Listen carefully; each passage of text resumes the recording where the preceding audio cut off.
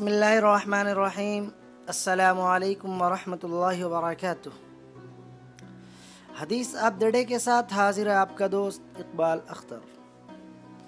दोस्तों, आज की हदीस दज्जाल से मुताल्लिक़ है, जो क़यामत की निशानियों में से एक निशानी है।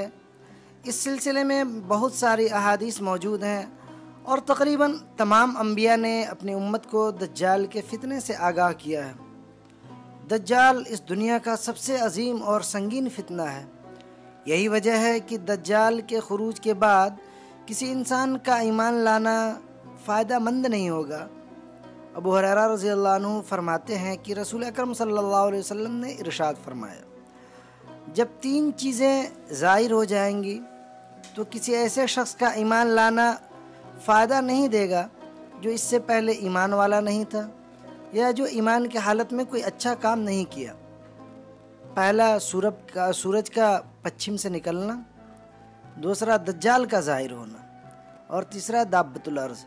सही मुस्लिम हदीस नंबर 158 और सुनन इब्न माजा हदीस नंबर 4077 में है कि ऐ लोगों, ज़मीन में दज्जाल के फितने से बड़ा कोई फितना नहीं। सही मुस्लिम हदीस नंबर 2940 में है कि दज्जाल का ज़ुहूर हमारी उम्मत में होगा, यानी उम्मत मुहम्मदिया में होगा। आप सल्लल्लाहु अलैहि वसल्लम ने फरमाया वो ज़मीन में 40, यहाँ पे रावी हदीस को शक हो गया, याद नहीं रहा कि 40 दिन या 40 महीने या 40 साल ठहरेगा। दूसरी रिवायतों में है कि वो 40 दिन ज़मीन में ठहरेगा, उतने में पूरी दुनिया का चक्कर लगा लेगा, सिवाय मक्का और मदीना के। इन दो जगहों में वो दाखिल नहीं हो सकेगा, क्योंकि पनाह पे फरिश्ते खड़े होंगे जो उसे अंदर दाखिल नहीं होने देंगे। फ़िलहाल जब 40 दिन गुजर जाएगा, फिर हज़रत ईसा अलैहिस्सलाम मबूस होंगे जो उसको कत्ल करेंगे।